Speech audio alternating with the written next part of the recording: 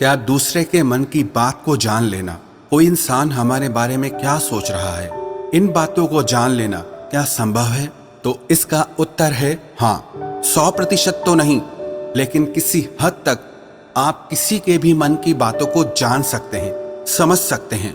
लेकिन अगर आप भी इसे सीखना चाहते हो तो आप इस वीडियो को बहुत ध्यान और समझ के साथ देखिए, और इस वीडियो में जो प्रयोग आपको बताए जा रहे हैं उन्हें आप लगातार अभ्यास करने की कोशिश कीजिए।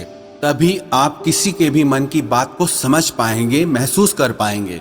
वैसे ये सब प्रयोग आपको कोई बताएगा नहीं, क्योंकि बहुत सारे एस्ट्रोलॉजर जो ज्योतिषी हैं वो यही सारे प्रयोग करके आपके मनोभावों को जान लेते हैं। आप जैसे ही उनके पास जाते हैं वो पहले ही आपके मनोभावों को पढ़ना शुरू कर देते हैं।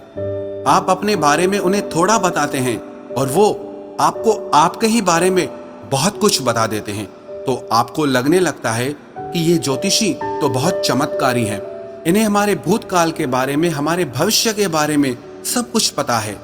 पर ये वास्तविकता नहीं है और ये कोई चमत्कार भी नहीं है। ये सिर्फ अभ्यास की बात है जो उन्होंने किया है, और उसी से ही वो आपके मन की बातों को जान लेते हैं। अब वो तो आपको ये सारी बातें नहीं बता सकते, क्योंकि उनका घर और उनका बिजनेस इसी से ही चलता है। तो आइए अब हम शुरू करते हैं कि इसको किया कैसे जाता है। सबसे पहली बात है कि अगर आप किसी के मन की बात को जानना चाहते हैं तो उसके लिए आपके मन का शांत होना बहुत जरूरी है। थोड़ा ध्यान से समझना इस बात को, तभी आप इन प्रयोगों को सक्सेसफुली कर पाएंगे। मैं आपको एक कहानी सुनाता हूँ। एक जैन फकीर हुए जॉर्ज गुरजीएफ, उनके पास जो कोई भी शिक्षा लेने आता था वो उन्हें सिखाते थे कि तुम शब्दों से नहीं, मन के भावों से बातचीत करना सीखो। इसे टेलीपैथी भी कहा जाता है, जो बिना कुछ कहे एक दूसरे के साथ मन ही मन में बात कर लेना। कई बार आप लोगों ने महसूस किया होगा कि आप किसी के बारे में सोचते हैं और वो इंसान आपके सामने आ जाता है या उसका फोन आ जाता है। कहीं ना कहीं आपके मन की बातें उस तक पहुंच जाती है और उसके मन की बात आप तक पहुंच जाती है। तो जो जैन फकीर थे वो अपने सारे शिष्यों को एक प्रयोग सिखाते थे कि तुम अपने आप को एक कमरे में बंद रखो और एक भी शब्द नहीं बोलना है, किसी से कोई बात नहीं करनी है। सबसे पहले तो तुम अपनी वाणी को शांत करो। जब तुम्हारी वाणी शांत होगी तभी तुम्हारा मन शांत होगा। हमारी वाणी ही हमारे विचारों को शब्द देती है, आवाज देती है। पहले वाणी में शांति आएगी, फिर विचारों में शांति आएगी। फिर जब धीरे धीरे उन शिष्यों का मन प्रयोगों के द्वारा शांत होने लगता था तो गुरजीएफ क्या करते थे, अपने मन में एक शब्द बोलते थे, जैसे कि गुलाब का फूल। और जब तक वो शब्द उन शिष्यों को सुनाई नहीं देता था वो उन शिष्यों से इसी प्रयोग को लगातार करवाते रहते थे। वो एक ही कोई शब्द अपने मन से बोलते रहते थे और उस शब्द को धीरे धीरे वो सारे शिष्य आसानी से सुन लेते थे, बिना मुंह से कुछ भी बोले। आप कहोगे ये सब बकवास बातें हैं। ये बिल्कुल भी बकवास बातें नहीं है, ये प्रूव्ड साइंटिफिक बातें हैं। बहुत लोगों ने इस पे प्रयोग किए हैं।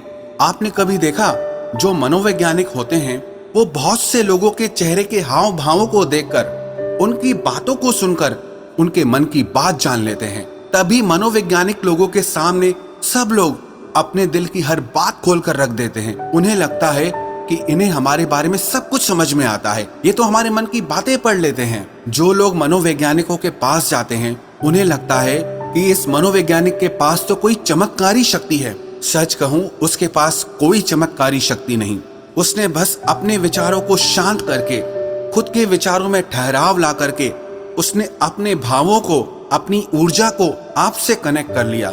इसलिए जो भी आपके हाव भाव हैं उसकी ऊर्जा को वो मनोवैज्ञानिक महसूस कर पाता है, समझ पाता है। सीधा सरल सा सूत्र है कि जब तक आप बोलते रहते हैं सामने वाले सुनते रहते हैं।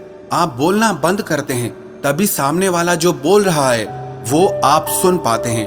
यदि आप दोनों ही लगातार बोलते रहेंगे तो किसी को कुछ समझ में नहीं आएगा।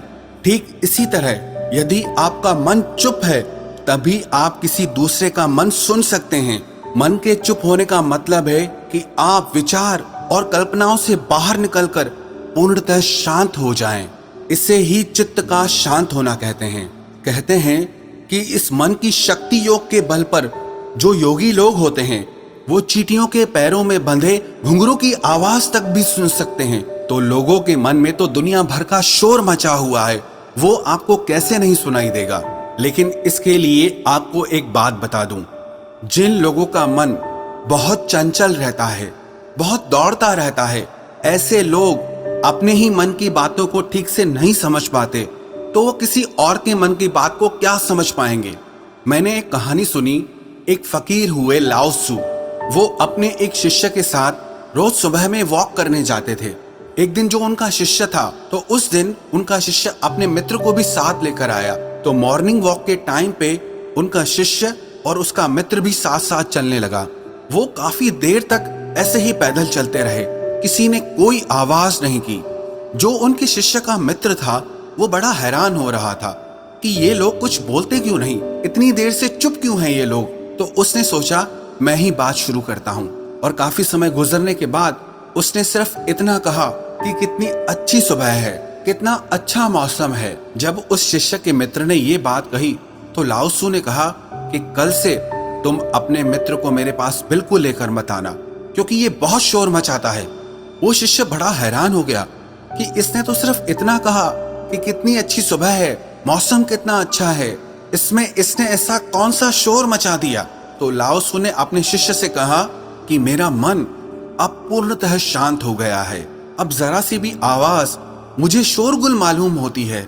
सुबह अच्छी है तो है, मौसम अच्छा है तो है, मैं भी देख रहा था कि मौसम अच्छा है, तुम भी देख रहे थे, तो इस बात को व्यर्थ में बताने का मतलब ही क्या हुआ।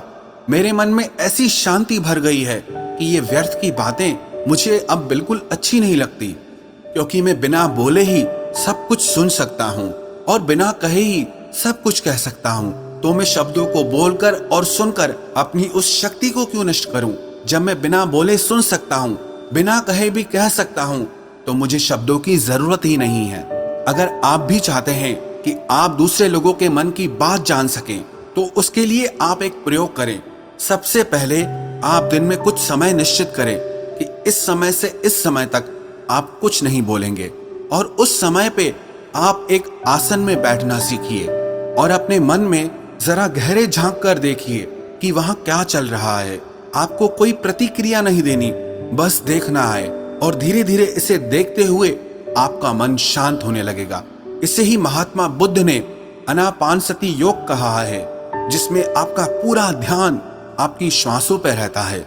इससे आपके मन में पूर्णतः शांति आ जाती है, और जब आपका मन पूरी तरह से शांत हो जाता है तो आप अपने आसपास में हो रही चीजों को, लोगों को गहराई से देख पाते हैं, गहराई से समझ पाते हैं, सुन पाते हैं। एक शांत चित्त वाला इंसान बिना कहे भी सामने वाले की हर बात को समझ लेगा, और वो जो कह रहा है उसकी झूठी बातों में वो कभी नहीं फंसेगा, क्योंकि एक शांत चित्त वाला वो सब कुछ सुन सकता है जो एक साधारण इंसान कभी नहीं सुन सकता। अगर आप भी चाहते हैं कि आप लोगों का मन पढ़ सकें, उनके मन में चल रही भावनाओं को महसूस कर सकें, तो उसके लिए आप अपने मन को शांत करने का अभ्यास करें। और जब आपका मन शांत हो जाए तो धीरे धीरे लोगों के मन में गहरे झांकने की कोशिश करें, उनके हाव भाव को समझने की कोशिश करें। उनके शब्दों पर नहीं जाएं, जो उनके हाव भाव हैं आप उन्हें गहराई से समझने की कोशिश करें। दूसरे के मन की बात को जान लेना, इसमें कोई बड़ी बात नहीं है, पर शर्त यही है कि आपको यही अभ्यास निरंतर करना होगा। जिस दिन आपका अभ्यास सिद्ध हो जाएगा, आपको बिना कहे भी लोगों के मन की सारी बातें बिल्कुल साफ सुनाई देंगी।